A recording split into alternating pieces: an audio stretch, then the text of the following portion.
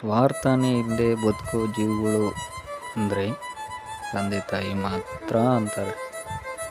ನನ್ನ ಪ್ರಕಾರ ಕೇಳೋದಾದರೆ, ಹಣ ಕೊಡಲಿಲ್ಲ ಅಂದರೆ ತಾಯಿ ಮಮತೆ ಸಿಗೋದಿಲ್ಲ. ತಂದೆ ಹೇಳಿದ ಮಾತು ಕೇಳಲಿಲ್ಲ ಅಂದರೆ ಅವನು ಮಗನೇ ಅಲ್ಲ.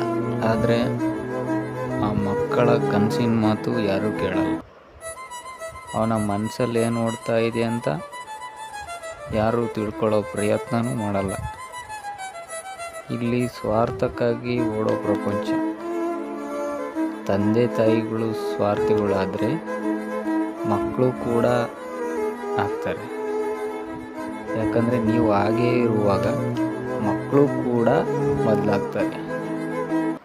ಅವನಿಗೆ ಆಗ ಅರ್ಥ ಆಗುತ್ತೆ, ಕೊನೆಗೆ ಸಿಗೋದು ನಿನಗೆ ನೀನು, ನಿನ್ನಿಂದ ನಿನ್ನ ಜೀವನದ ಹಾದಿಯಲ್ಲಿ ನೀನೇ ಓಡಬೇಕು, ಯಾರೂ ಬರಲ್ಲ. ಕೊನೆಗುಳಿಯೋದು ನೀನು ಒಬ್ಬನೇ.